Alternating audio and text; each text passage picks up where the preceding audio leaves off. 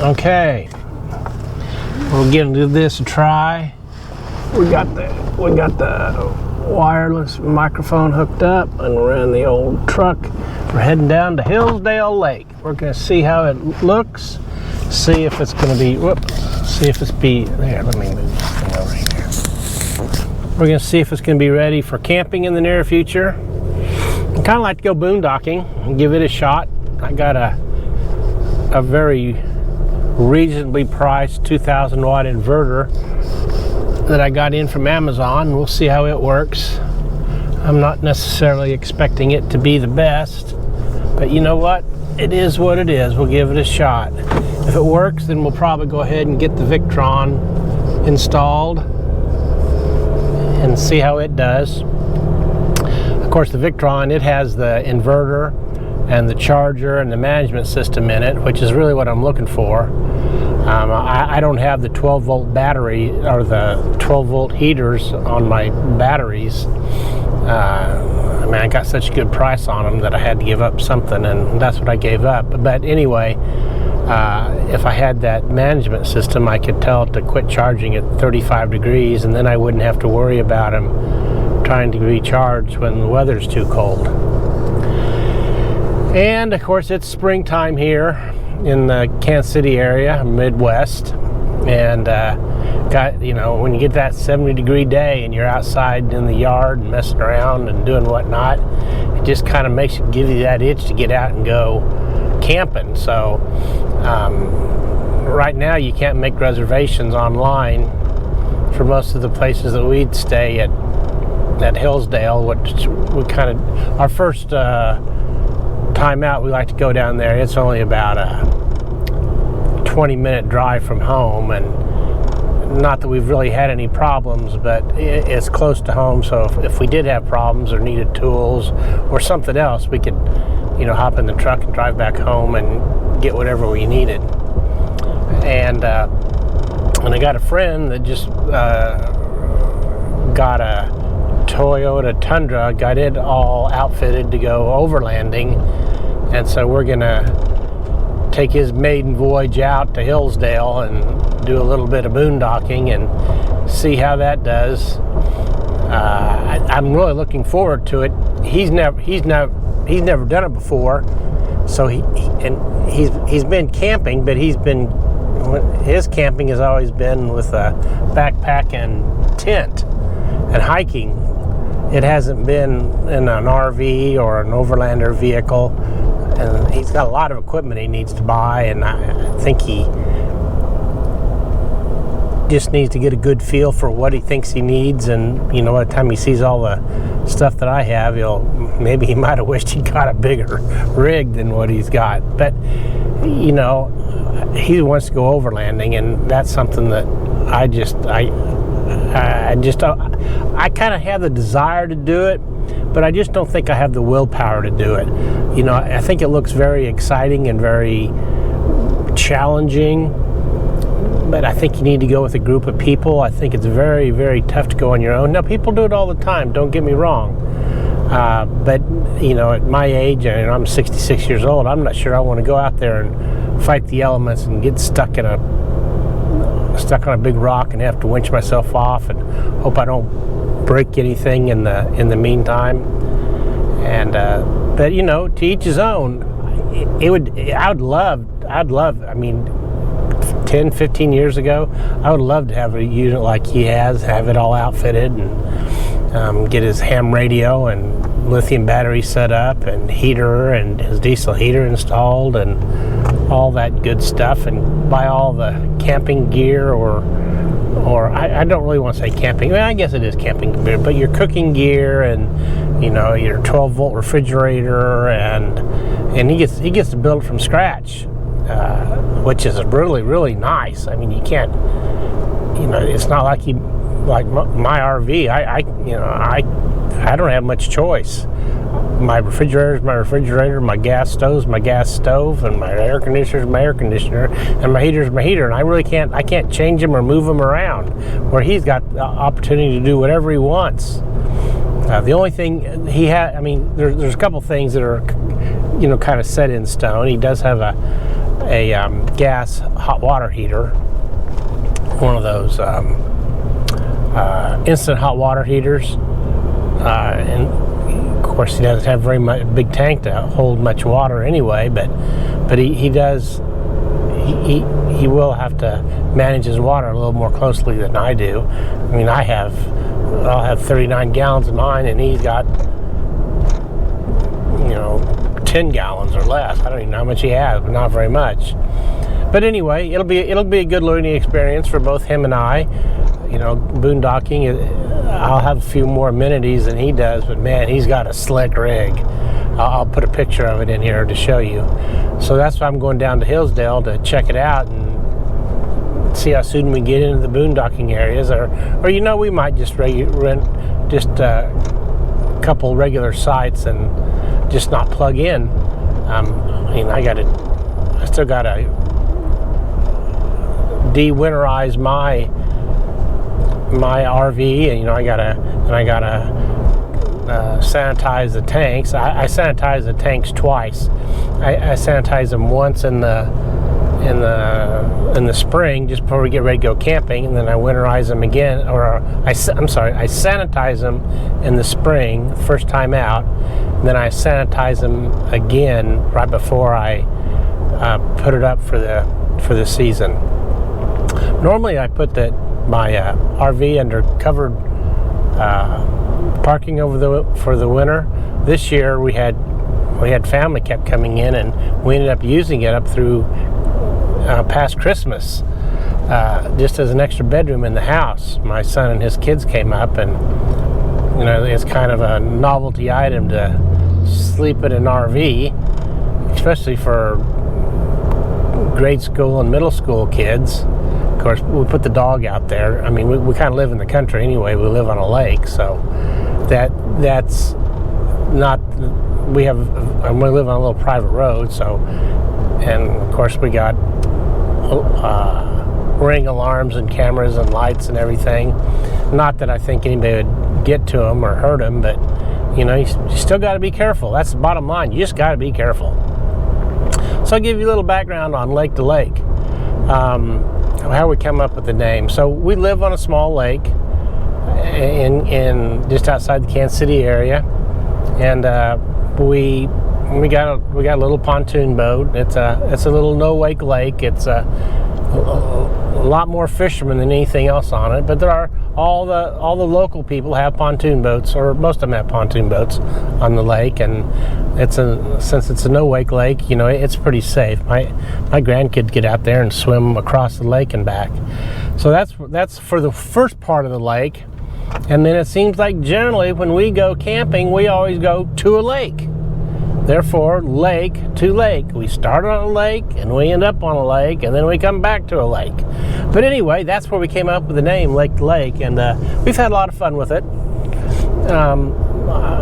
Hey guys, I need you to subscribe. I need people to subscribe to my channel.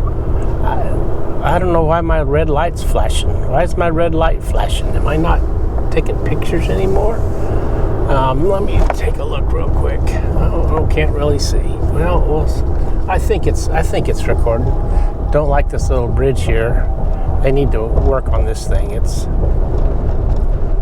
It's too narrow for my happiness, and I can't get my. It's still recording. It says. That's a good deal. And let's see, what else? Oh, so Lake to Lake. So that's how we came up with our YouTube name. And I've had a blast making these YouTube videos. I tell you what, between the research and learning about things and learning about cameras and lights and recording and editing and YouTube and publishing to YouTube, and it's really been a good thing for my retirement. It allows me to grow. I'm not stagnant. I'm not sitting around watching CNN or Fox News or watching the Weather Channel all day long. So, making YouTubes, coming up with ideas and researching and you know, trying to figure out how to make good titles and thumbprints. I tell you, it's been challenging to say the least. But you know, it's a good challenge. You know, it's kind of like when you first started exercising. You know, the first time you start exercising, you say, okay, I'm going to run around the block, and you run around the block, and you think, oh my God, how in the world am I going to run around 2 blocks? And then a little bit later, then you know, a couple weeks later, you're running around 2 blocks, and then next thing you know, you're running for 20 minutes, and then next thing you know, you're running in a 5K, and it just took time and effort and desire, something between the ears. That's all it takes. And that's kind of like YouTube and editing and whatnot. I started out on a too big a scale. I thought I needed a bunch of cameras and equipment and Adobe Premiere and blah blah blah, and you know, I didn't need the best of the best. What I needed is just something to get her done. And so I switched to Capcut, and now I edit things and I don't even think about it. In Adobe Premiere, I was always having to Google, how do I add subtitles? How do I change the font? How do I do a font with a background? You know, I had all these things that I just couldn't figure out how to do. And it took me a long time. And then the frustration factor, so then I started looking around, and at that time Capcut had kind of matured in a little bit, especially on the PC level. And so I tried it. I worked with it a little while and got a little comfortable with it, and then I went to the paid version, and it's not very much, and now it seems to work for me anyway. I don't know if I'll outgrow it or not. I see a lot of people on the more economical side going to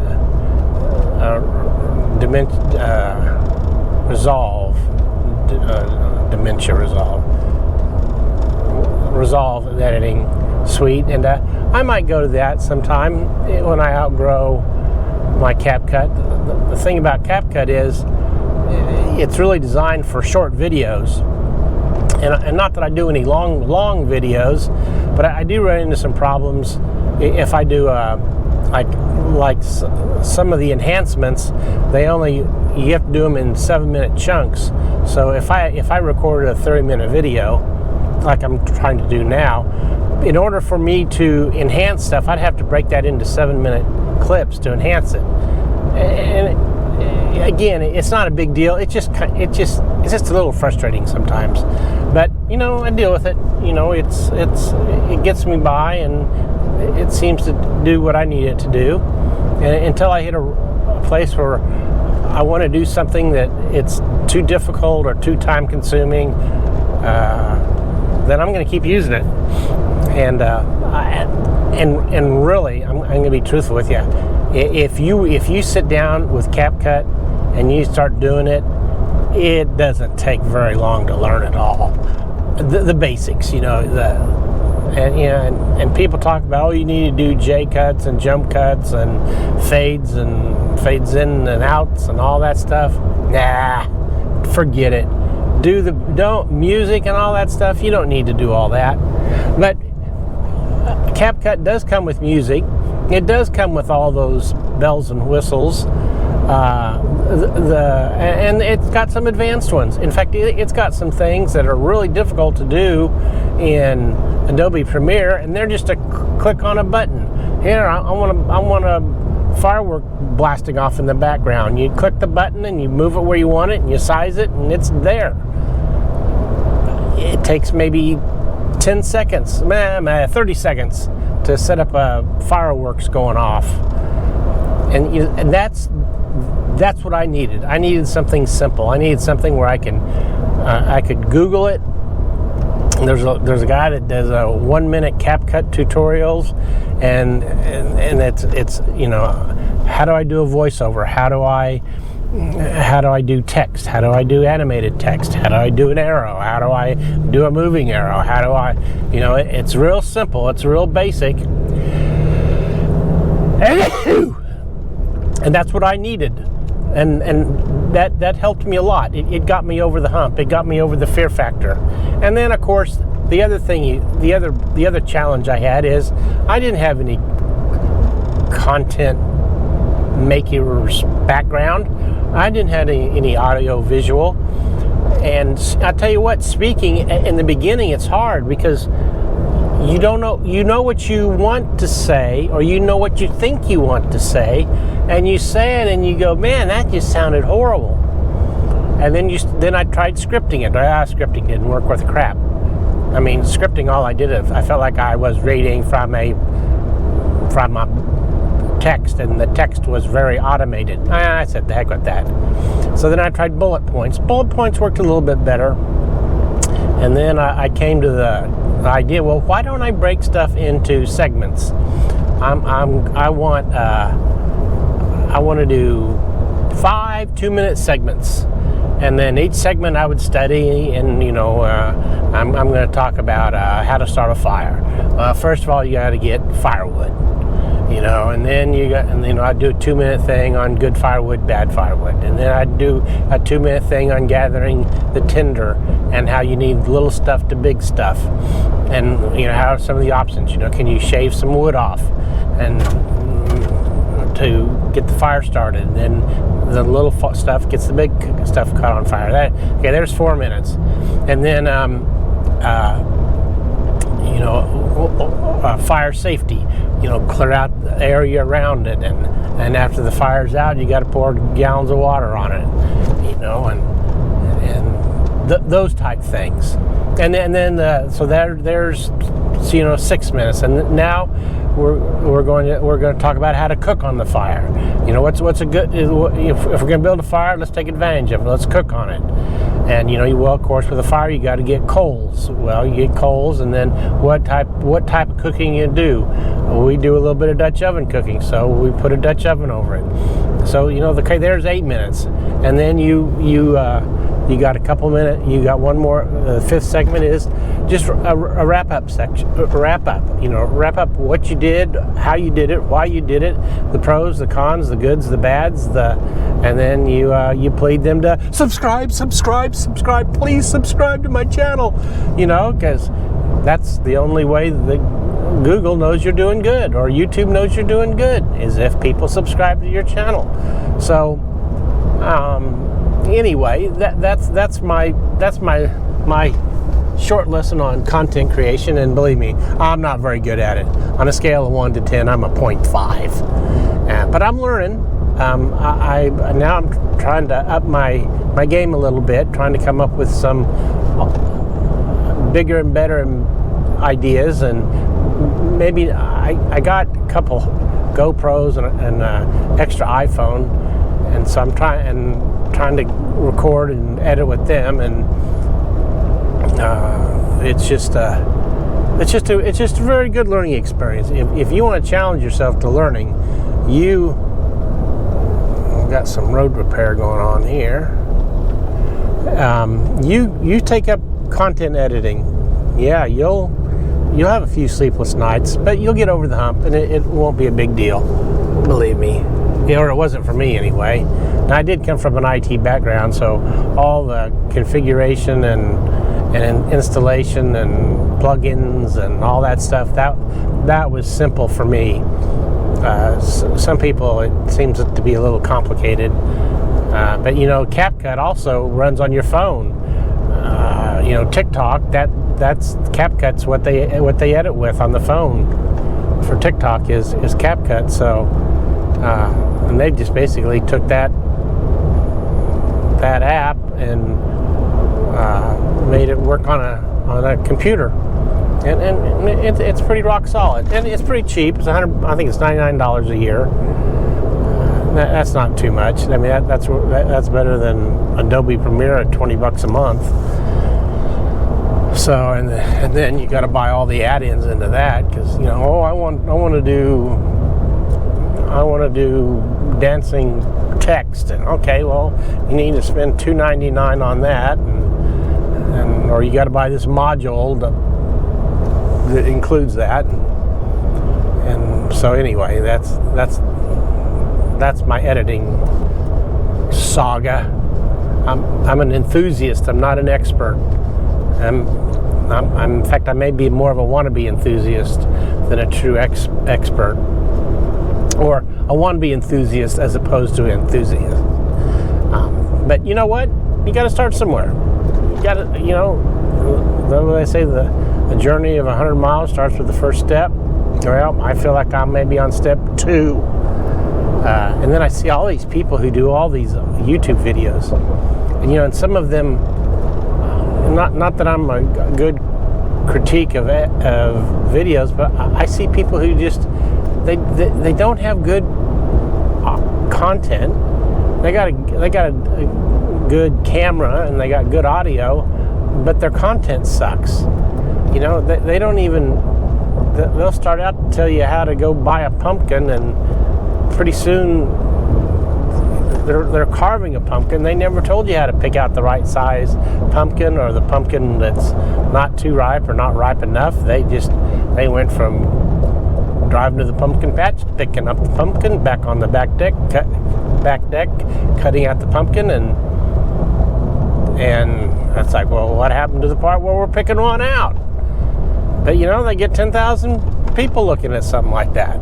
You know, I try and at least maybe not tell a real story, but really, you know, get into the how-tos, what ifs, and ors, and buts on my content, and you know, and maybe I got it wrong. Maybe people want to see fluff. I don't know. I see other channels that are a little more, that are specialized, that do very well. I know there's a lot of RVers, and I know there's a lot of people that want to go RVing or camping or be outdoors that just can't do it, either physically or financially. So I know it's a big. There's a lot of people out there watching YouTube in that world. You know, I also do a little bit of ham radio. I don't do any YouTube on ham radio, but I see these ham radio people out there with 40,000-50,000 people, or 300,000-400,000 people, and I think to myself, ham radio is a real small slice of the pie, and generally speaking, they're just doing how-to videos, and you know, they've honed that. There's a network of 30 or 40 guys, and they seem to all share ideas and share not share their equipment, but share what they use it and how to do it, and what settings need to be done, and how long the videos need to be, and when they need to be placed, and so I look at these guys and think to myself, how did you get 40,000 people when you're reviewing a $250 radio that you have to have a license to use it, and there just aren't that many people licensed. I mean, more people buy RVs each year than are licensed to be ham radio people. So anyway, man, I'm just venting because my YouTube channel is not as successful as I think it should be. But you know, hey, it'll either grow or it won't. You know, and if it makes it, great. If it doesn't, that's fine too. I learned a lot.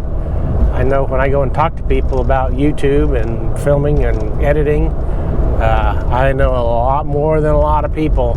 But I tell you what, I just know 2 or 3% of what's out there when it comes to editing and produce. Actually, it's not just editing; it's also producing. You know, it's one thing like I'm just driving and talking. In fact, I may just throw this out there to see what happens. But I noticed that the people that produce a video, you know, I'm going to review 5 things that make your outdoor RV living more fun or more enjoyable. You know, come up with some clickish words, and then they'll take each one of those. You know, I said 2-minute segments. They'll do them into 4-minute segments. Well, you know, 4 times 5 is 20 minutes, and then they'll throw in a little bit of fluff, and then all of a sudden they got 25-minute video going, and it's good. I mean, they've figured out how to interview, or not how to interview, how to show a product, how to use a product, the benefits from the product, the cons of the product, and whether they'd buy it again or not buy it, or maybe they didn't even buy it. Maybe they're just reviewing it. And I haven't learned that technique yet, and I'd like to. And my time will come. But right now, it's not there yet. Right now, I'm still trying to figure out this camping bit, much less the videography and the editing and the producing and the sound. It's all new to me, but you know, that's good. And my wife, she's still working, and I do have our RV set up so we can go camping, and she can work from the coach. I got a Connect 10 internet. It's cellular based. It works good.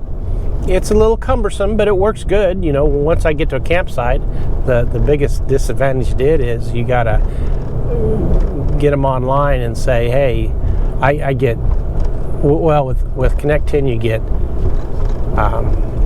Verizon, AT&T, and T-Mobile, but you have to reach out to them to get them to switch between carriers. So if I come out here and my T-Mobile's working great, but I'm set up to go on AT&T, I got to get on with them and tell them to switch me to AT&T. And it's not that big a deal. In fact, you can do it. They have a chat thing. You can log on from your phone and, you know, just give them your email address and they'll switch it. It takes 10-15 minutes. So if we're kind of in a little bit of a hurry, a lot of times I will, when we first get to the campsite, I'll check it out real quick, and then I will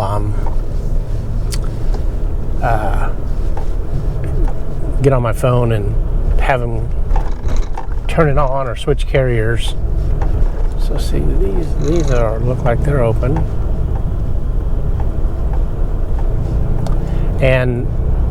But then she can work from the RV, from the coach. She's got a job that is 90% work from home and 10% travel right now, which is good. She's a people person, and I'm not saying retirement isn't in her future and she's not looking forward to it, but it's just, see, it looks like they are reserving some of these sites. Ooh, there's a good pull through.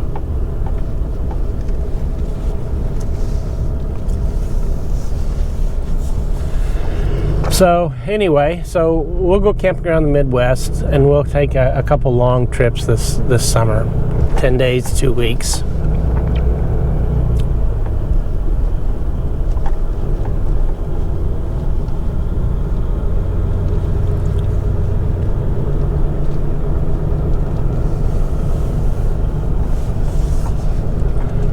I'd like to get up to South Dakota and see Devil's Peak, Devil's Tower, and spend some time up there and enjoy all the festivities that goes on around there. This national park thing's got me a little spooked, though, with the federal government laying people off and not hiring and canceling contracts, and who all knows what's going to happen in the long end of that, and long term in that. And now if they're they're short-staffed anyway, so I can't imagine if they're canceling contracts how they going to do that. But you know, it is what it is. I guess just may not go to as many federal campsites. We do kind of like going to the Corps of Engineer campsites here locally. They tend to be a little bit bigger, a little bit nicer, maybe not quite as convenient to the lake that we go to, but I think the bigger and better kept campsites are worth a little bit extra, or it's worth being a little farther away. You see this? It's closed.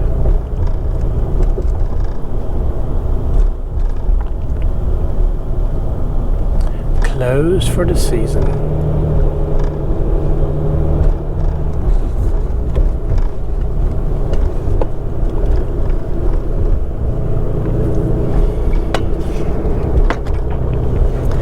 So, yeah, the primitive campsite here at Hillsdale, it hasn't opened up yet. And I bet you the place that I'm going, I bet you it hasn't opened up yet either.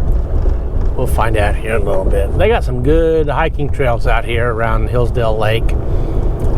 We have electric bikes, and we've taken our electric bikes on them, and they're pretty fun. It's pretty safe. They take good care of them. They're pretty much gravel everywhere. You get a few places where you get a little wash, and you wash out the gravel, so you get a little bit of mud or dirt. I mean, not too bad, and we're not, we're not jumping over rocks or anything. We're going 5-10 miles an hour and taking our time and enjoying what we see. It's amazing what you see when you walk or go slow. You get in a car going 30-40 miles an hour and you miss all this stuff, and you get on a bike and you say, oh, look at that turtle, oh, look at that bird's nest, oh, look at whatever. And you miss that in a car. My wife always says, earlier on in the project she's been on with Oracle, she traveled a lot. She'd say, yeah, I travel, I fly over all these places, but I don't get to see them. And I kind of jokingly, the other way around, I said, yeah, we're the same way. We drive all these places, but we just drive by them. We don't get a chance to stop and see them. Yeah, see, everything's closed out. All the good stuff is closed out here.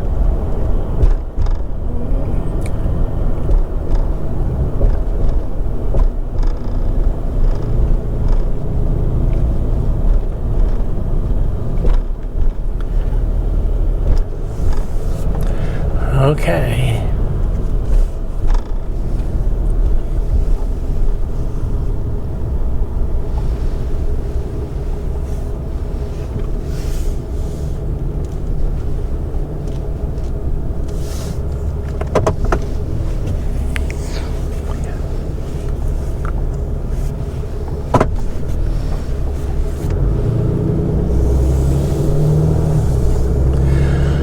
All right, well, heading back home, saw what I wanted to see. Well, y'all, thanks for listening to me and putting up with my drive time. I may just post this out here and just let it run, see what happens. I'll just call it Chuck rambles on about a little bit of nothing and a little bit of everything and a lot about nothing. Okay, y'all, take care. We'll see you around the campfire. Subscribe. I need people to subscribe. All right, we'll talk to y'all later. Take care now. Bye-bye.